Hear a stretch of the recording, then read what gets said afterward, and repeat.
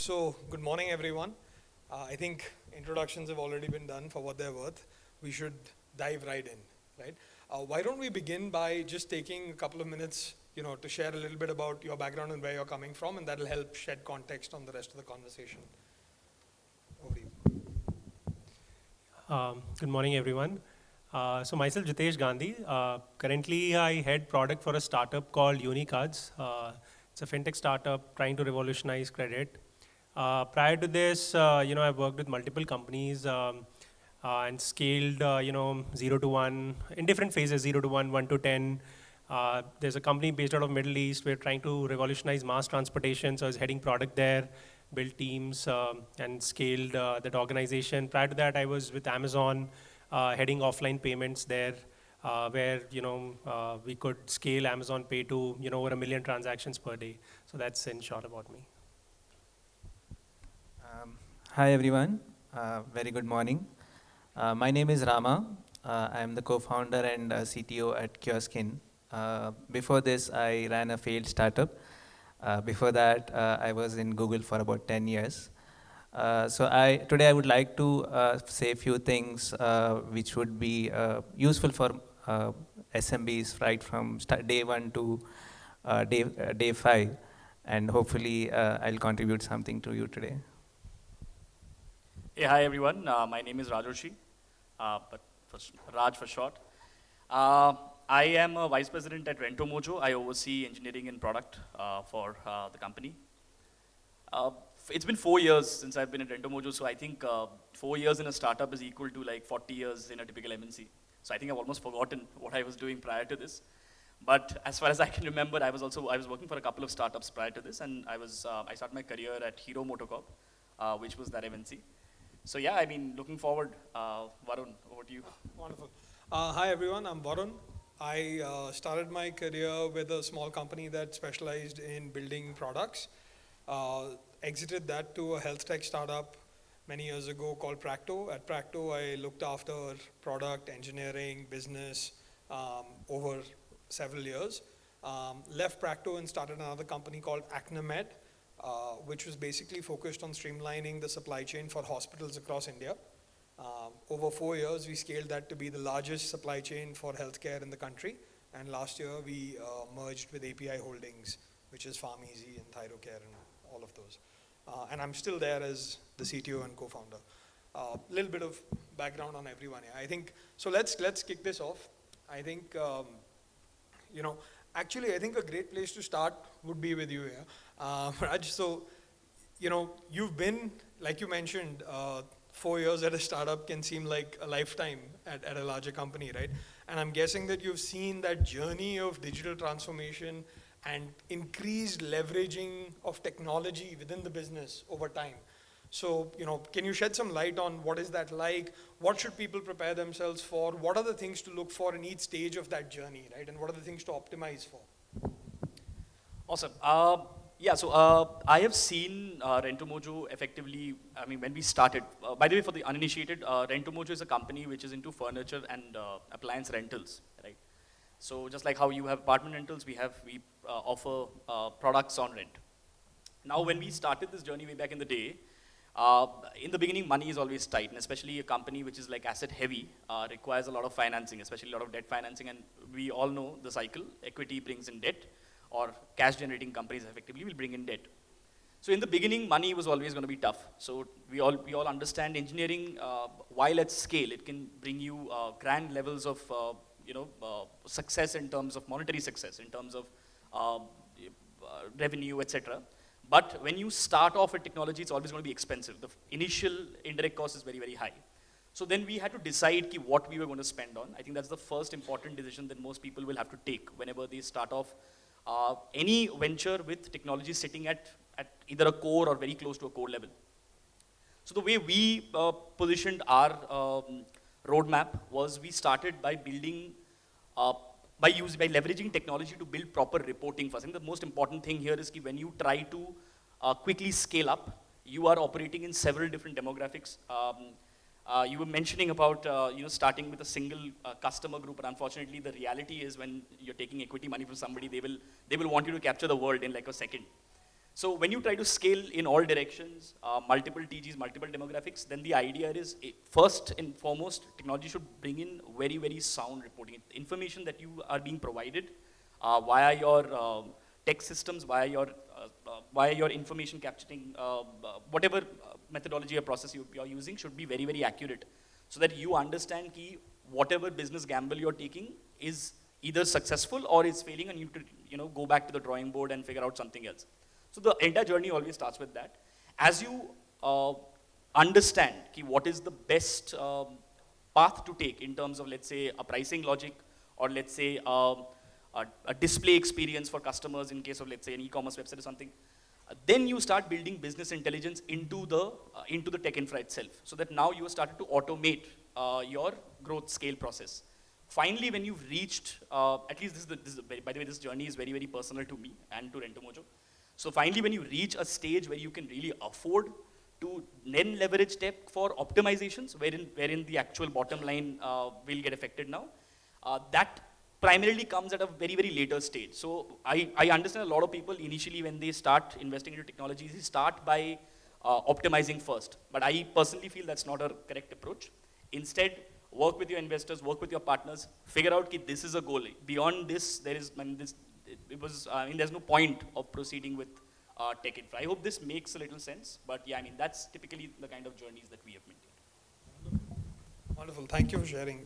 That reflects a lot of, at Acnamed, I would tell the board regularly that we look at each component of the business in 3 stages. So, by the way, it says harnessing technology to enhance profitability. Technology can be used to either grow revenue or improve profitability by reducing cost, right? So, on the reducing, and we do both, right? Like, we're a digitally native technology business, so we do both, of course. But on the reducing cost and improving profitability front, very similar to what you just mentioned, I would say first we'll digitize it, then we'll optimize it, and then we'll make it intelligent, right? So every step of the workflow, the fulfillment cycle, the sales cycle, the finance cycle, every part of that, right? We would look at it as an individual workflow and say, okay, we'll pick this up. We will first digitize the current process. Make sure that it's all sitting and the teams and everyone is comfortable with it being in one central place. Then we'll start optimizing it. And a lot of times that means things that you were doing offline don't need to be done online because, there's redundancy. Plus you can automate a lot of functions. So the same process, same end result, it's just faster and more efficient. And then we start looking at how we've captured data, we've done this journey, it's been a year and a half for that particular function. We start looking at ways to make it more intelligent, right? Where the system actually helps in decision making. So very, very akin to what you just said. Thank you for that. I think, Rama, moving on. So I think in this journey, one of the things that a lot of people, so there are plenty of tools that are available, but I think a lot of SME business owners I've met, right? And it's because also over the last few years, AI is all over the news. You're very well poised to talk about that. Can you shed some light on AI for non-technology SME businesses, right? Is it really viable? What can they do? How can they go about it? Anything from your experience and learning would be wonderful. Sure. Thanks for the question, Varun. So before I explain that concept, I would like to tell a small story. There was once a factory where there are production lines, different production lines. On each production line, basically the cartons are filled with products. Now, incidentally, it happened that every 10 or 20 cartons, one of the cartons would not be filled by the machines. Now the tech-focused management came on the floor and started designing solutions for that. They went ahead for computer vision, cameras, AI, and tried to build all kinds of solutions. But they could not figure out those empty cartons very accurately. Basically, there are like hundreds of production lines, and each production line there might be some empty carton, which should not go into the dispatch. Now, every month or so, these engineers used to visit the factory, try to optimize the solution. The watchman there was curious why they're putting cameras at the end of the pipeline where they're just looking at the boxes. And he was curious and asked the product manager, and the product manager told we are trying to solve this and this. The watchman just went and got a fan and put it at the end of the pipeline. Now the empty boxes just flew away, and the problem was solved. The reason I'm telling this story is, sometimes it is better not to look at high tech. Even though we have built an AI business, we are strongly with AI, but AI comes as an optimization, AI comes at a later stage. The first thing that you have to look at is trying to solve the problem for the customers. Are you solving the right problem to the customers? Once you solve those problems, you figure out what is your bottlenecks, try to optimize, as you said, either for increasing profitability or to increase revenue or to increase the scale. And once you reach scale, typically AI comes into picture to identify smart patterns, to do complex things that usually humans were performing, and you cannot just simply do normal rules with computers. And AI comes into picture over there. So it is definitely important to look at AI in the long term, keep it in the back of your mind that, okay, tomorrow this is the problem, this is the segment I'm probably going to implement AI with, and continuously try to solve the customer problems, as Neetu, the keynote speaker, mentioned. And then you can plan the AI journey as well. Jitesh, any thoughts? So, I know you worked in fintech, and that's one of the leading use cases for AI in India and globally. You want to kind of add in on that? I'll just follow on what Rama just said. AI comes at a very later stage, right? And we all get fascinated by AI as such. But the example he gave, right, where the boxes were there, it could be solved by a simple fan, right? The empty box is just so deep dive, right? Deep diving into the problem is very important. So it's not about a solution. It's not like you take a solution and try to fit to a problem. So first you need to go deep dive, try to find a problem, and then figure out a solution for that. And in 0 to 1, when you are going 0 to 1, a lot of problems can just be solved on Excel sheets. Excel sheets, and even if you have the basic data in place, that solves a majority of your problems. But capturing the data and so what I call 0 to 1 is the time when you haven't established your product market fit. And product market fit can be different for different companies. It can be, is the company making money at scale, right? If I put it in a very, a one-line statement. So when you're going 0 to 1, it's very important that you hustle a lot. You figure out, have multiple hats, have the right data sources in place, and there are multiple ways to capture this data, right? Analytics is just one way. Listening to your customers is another way. If you have a call center, what are customers saying? That is another way. Doing voice of customers is another way.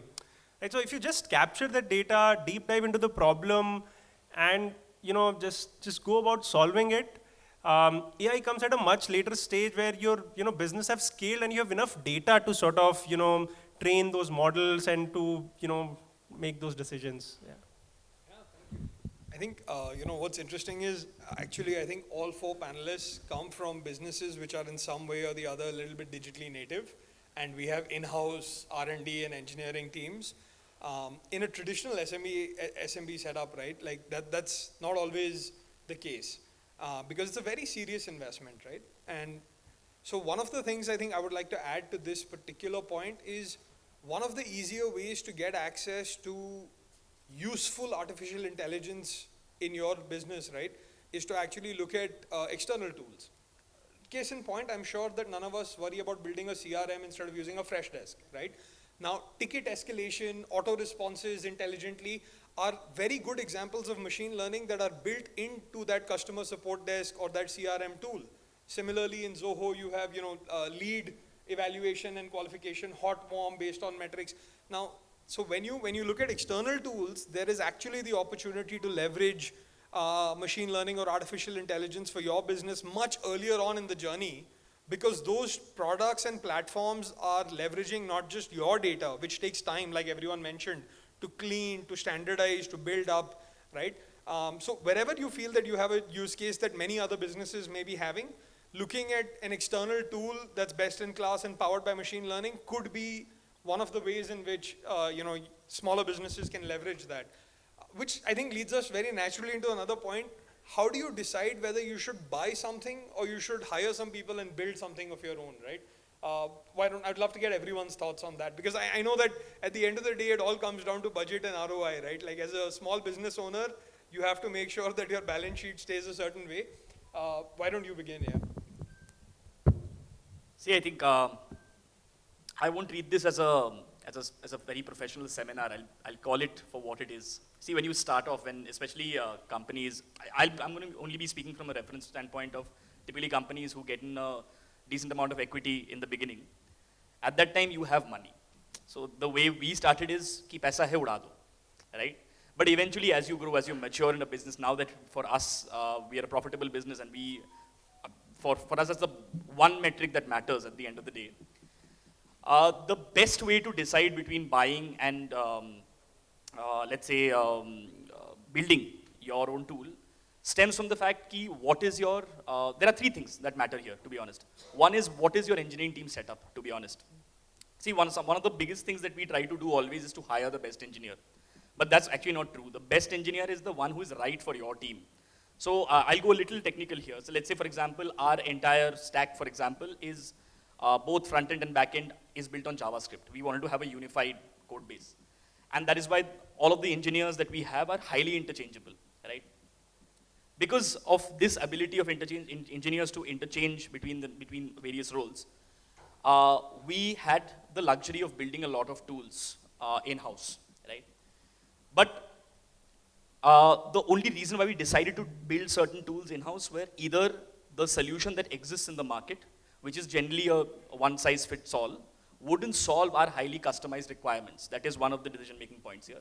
The second thing is, you have no other projects that you are generally doing for, let's say, to aid growth. Because, for example, in order to, let's say, customize your journeys on your platform, providing this is a digitized, there is, at some stage, you'll have a digital journey for a customer. There won't be a tool out there which will personalize the journey for you. You'll have to do this yourself. So if you are allocating bandwidth to building that, it is best to then look for tools which are somewhere integrated into the system, which are solving certain nodes in terms of problem statements, and you have the money to, of course, afford to do so. Because it is, by the way, not true that building is cheaper. Sometimes building can turn out to be more expensive because more of, yeah, building is always, in fact, more expensive because more often than not, most of these SaaS products, they are designed for scale, right? So they bring the overall cost per, let's say, solving a certain case down. So these are the certain analysis that you ideally should try to do. You should see your engineering team fit. If you have things that other people won't be able to build, then you focus on building those and buy the rest effectively from the market. It's a simple framework that we've adopted, to be honest. Paisa hai uda do. That's a great place to be. I wish we can say that at any point. So the build versus buy, it's always a dilemma in founders' mindset. As Varun beautifully pointed out, there are great tools, SaaS tools, Freshdesk, Zoho. Gmail, for example, if you were to build today, it will take you millions of dollars.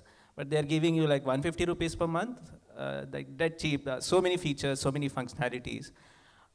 So one thumb rule I would use when to decide build versus buy is in what is your USP, your unique selling point, your differentiator in the market. That is most likely not already built on the market. So you will have to build that component, that core component yourself.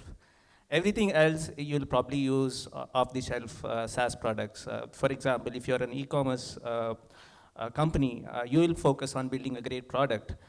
You don't have to build an e-commerce website because Shopify is there, WooCommerce is there. You don't have to build your own blogs. You have Blogger, WordPress, and other things. You don't have to build your supply chain. There are so many providers like ShipRocket, Delivery, Ecom Express. All of these you will use, and you will focus only on the one product, one core aspect of your product, and that is a unique selling point or the differentiator. So most of the uh, effort should be in building the USP, and everything else today in this world is available for cheap. It is also, the another analogy is like, do you actually grow your vegetables at home? No, it is commoditized. You get great vegetables. You walk half a kilometer and you get variety of vegetables, organic, name whatever you want. You get dragon fruit, which is from outside India, and all the vegetables. So you don't have to grow your vegetables at home. But if you're creating a unique recipe, that is where you have to focus on, not on growing your vegetables. With that, I would like to pass on to Jitesh. So, so for me, there have been a lot of instances where, we have, made this decision of build versus buy. I think a lot of panelists pointed out that anything which is run of the mill, right, which is available out there, and which is not a part of your core experience. And probably if you have the pockets and there's a strong need, you should always buy. Engineering in any organization is the most, I would say, sacred resource, right? And you need to prioritize your problems really well in terms of which problem should go to engineering. I think a lot of organizations, end up building something which is not important, right? So having the right priority for your tech resources is very important. And there are a lot of tools which are available, for top of the funnel, right? They're the likes of Apps Flyer, Branch, from if you want to track where your customers are coming from, right? There are the likes of Frio, who helps you optimize your marketing spends if you're doing social media spends, right? Then if, going forward, if you're an e-commerce startup, you have Shopify's of the world where ship rockets, logistics problem solved, right?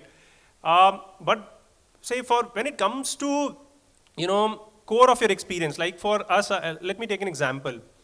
There are, in fintechs, two terms you'll heard very often. LOS, which is loan origination system, where, all the customer data comes in and you decide to underwrite the customer. So there are a lot of tools available in the market for, doing this underwriting. But the problem with these tools are they're generic in nature. It's very difficult to customize experience for a customer. For example, I'm offering cards to a customer who has a CIBIL score of 780 plus, right? Do I need to ask him for location permission? Do I need to ask him, to sort of give me your address proof? No, basically I'm getting signals, and I know that, I would be able to underwrite this customer much better without taking a lot of data. Versus the tools which are available in the market, they are saying, no, this is the way the journey is built, and you cannot, customize that a lot. So then it's an experience, it's a core experience for us. So we said, no, we have to build this, right? Now, when it comes to underwriting customers, there are a lot of rules which you write. Rules in the form of CIBIL score this much, how many defaults, or, what is the average balance customers maintain. So these rule engines are also available, in the market. And we debated a lot whether we should, build this in-house, or we should, go ahead with, buying a solution for this. And when we wrote down the use cases and we evaluated tool, we thought that while, the entire underwriting algorithm is core to us, but this, whatever we want to write can be serviced by a tool. So why build it, right? Let's go ahead and, sort of make this buying decision. So similarly, in a lot of scenarios, and outsourcing, by the way, is also, not every time, you need to go and sort of have that engineering team and sort of build it. There are outsourcing, models available as well, where if you define things right, probably, that is another option to explore. But when it comes to build versus buy, whatever is core to your customers, and wherever you feel you should not make a compromise, and if you feel that problem is rightly prioritized, go ahead, build it. But whatever is run of the mill, right, available, the CRMs of the world, analytics tool like front-end analytics, back-end, there are a lot of tools available. Don't go for, building them.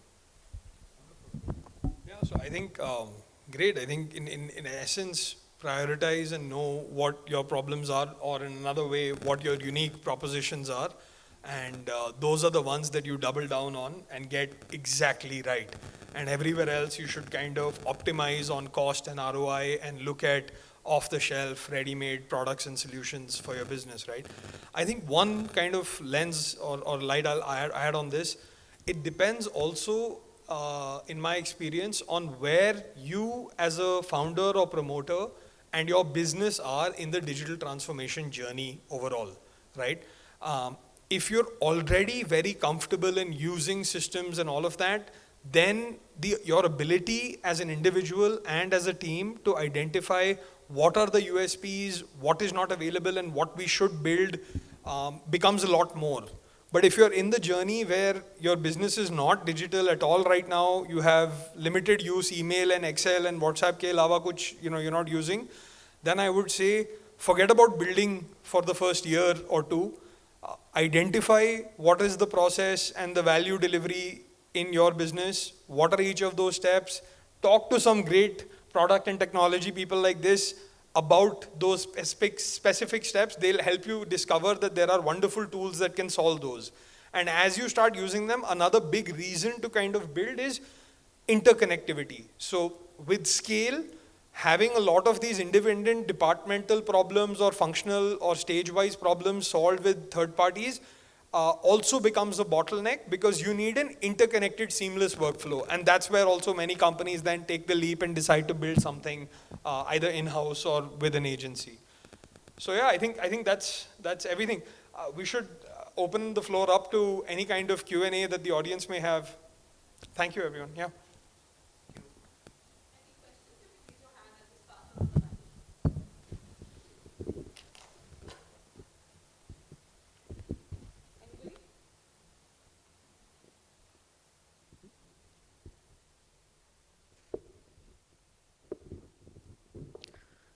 Yeah, very insightful from a lot of people coming from different background, and it was very insightful for me personally. I have just one question. When you talk about something making in-house, and if that is something not your strength, and you have the option to go and get the solution from somewhere else, get it outsourced maybe.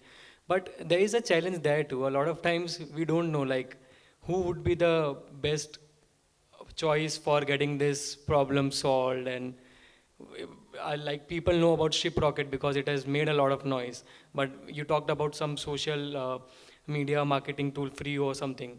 But how do we get that thing sorted? Like, is it from experience, or there is a certain way we can build that intelligence to, okay, this is where you should rely on to get your solutions sorted? Yeah, I can take that question. So even I have been in that place when I started out. We didn't know what were the tools that existed, whether we can use one is creation versus buying. Creation is a hard problem. So if you start to create, you'll probably spend months or years to build those solutions. The beauty is that if you were to invest even 1/10 of the time in searching, you'll probably find it. There are several ways that we figured out in the later stages, not initially. One of that is attending conferences like these, networking, and try to get some mentors in your field. Many people are interested in mentoring other companies.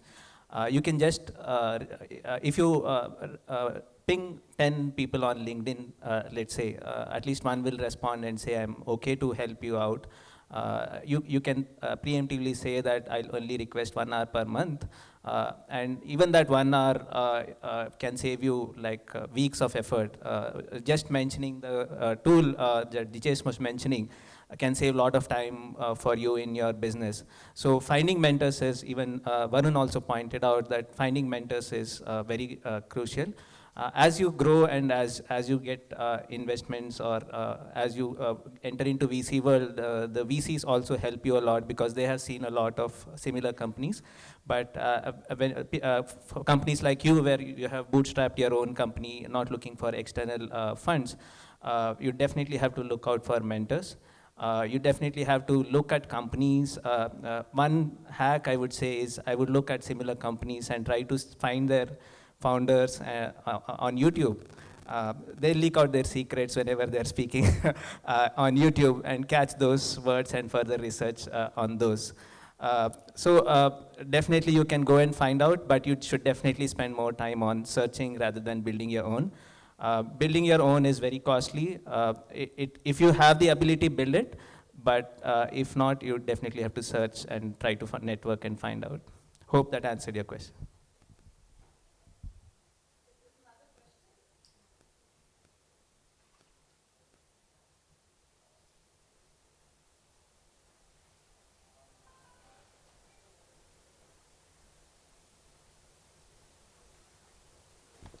Thank you. Great session. Thank you so much for the insights. I'm learning quite a bit here too.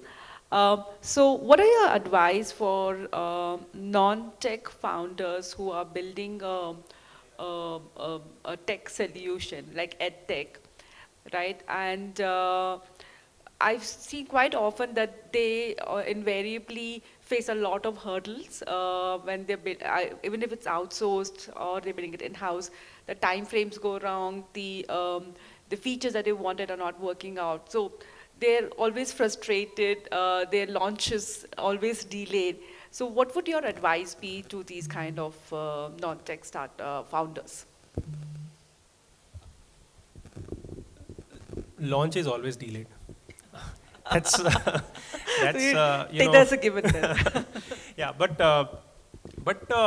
for non-tech founders, right? You don't necessarily need to know technology, right? That's a myth, right? Even in product management, I've seen people excelling who comes from non-tech background.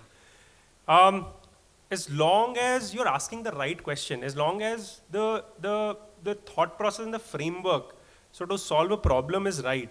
I've seen so many non-tech people coming and contributing to a tech problem in a way which probably even a tech person cannot. As long as the framework and logic of asking the right questions is correct.